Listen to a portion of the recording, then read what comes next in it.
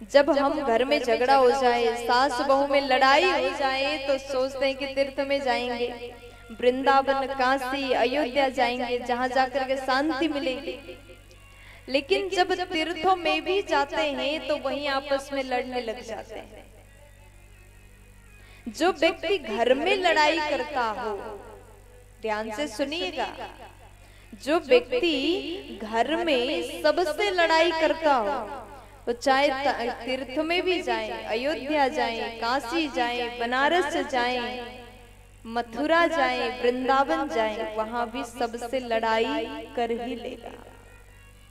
2-4 दिन बाद नए लोगों से भी लड़ने वाले अपने दोस्त बना ही लेगा।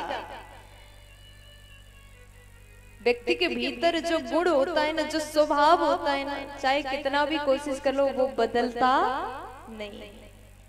जिसकी आदत में है लड़ाई करना, वो कहीं जाकर के भी बदल नहीं सकता।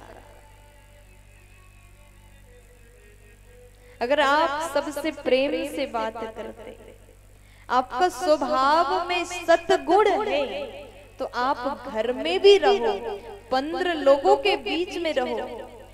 आजकल लोग कहते हैं ना, घर में जब 4 लोग होते हैं, पति पत्नी और 2 बच्चे, 4 लोग होते हैं तो बड़ा अच्छे से हम अपना परिवार चलाते हैं, लड़ाई झगड़ा भी नहीं होता। जैसे 4 से 5 हो गए, साथ में देवरानी रहने लगे, या फिर जेठानी रहने लगे, या फिर सास रहने लगे, लड़ाई शुरू हो जाता है। 4 लोग रहना पसंद है, जैसे 4 से 5 हो गए फिर पसंद नहीं आते, लड़ाई शुरू हो जाता है। ऐसे व्यक्ति तीर्थों में भी सुखी नहीं रहेंगे महाराज। कितने भी शांतिमय वातावरण में जाओ, अगर तुम्हारे स्वभाव में सद्गुण नहीं है तो कहीं भी सुखी नहीं रह पाओगे।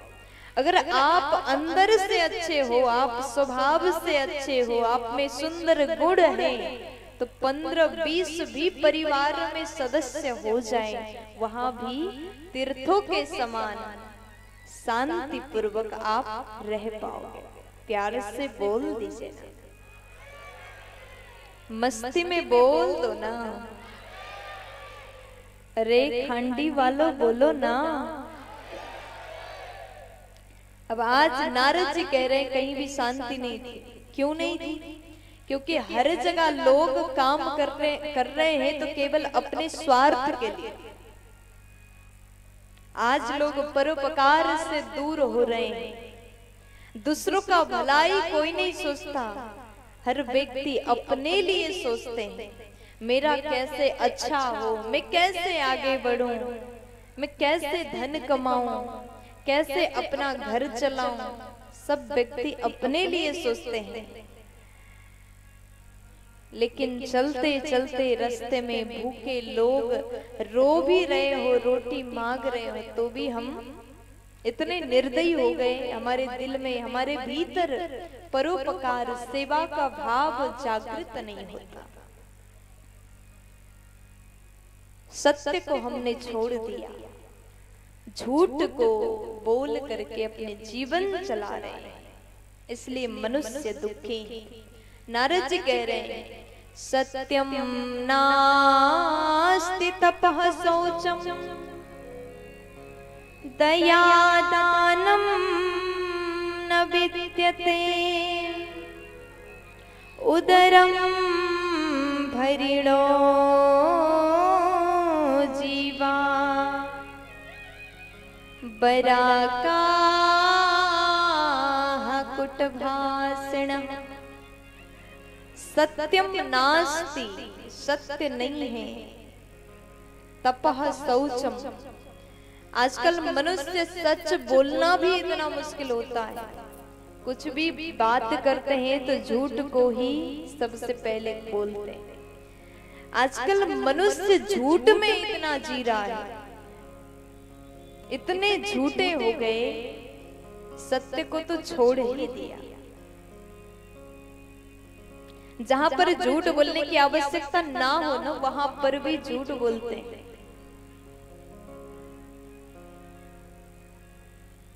घर में माँ ने फोन किया, घर से फोन आए, बेटा कहाँ पर हो? अभी होटल में बैठ करके खाना खा रहे हैं दोस्तों के साथ में, लेकिन बोलते हैं कि बस माँ 10 मिनट में आ ही गया। भले 2 घंटे दूर हो, लेकिन फोन में 10 मिनट में पहुंचता हूं। झूठ।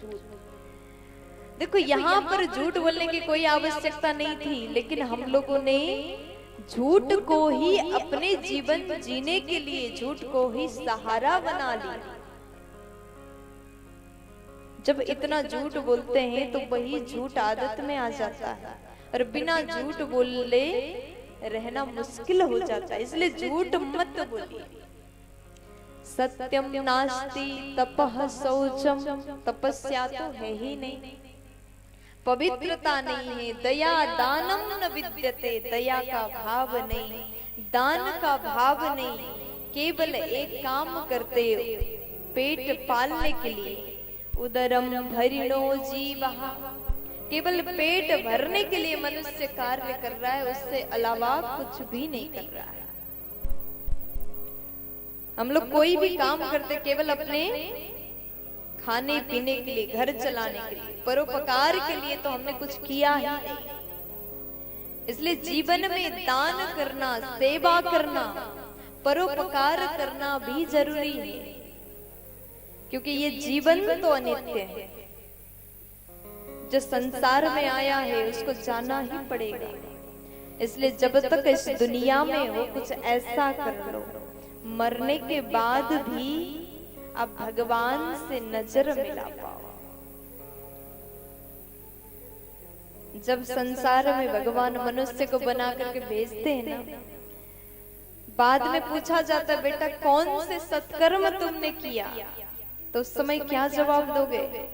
इसलिए थोड़ा थोड़ा अच्छे कार्य भी करते रहना चाहिए, तभी मानव होने का सार्थकता आपको मिलेगा। भगवान ने मनुष्य तो बना दिया, लेकिन हम मानवता को भूल गए, तो ऐसे जीवन किसी काम का नहीं। आज नारद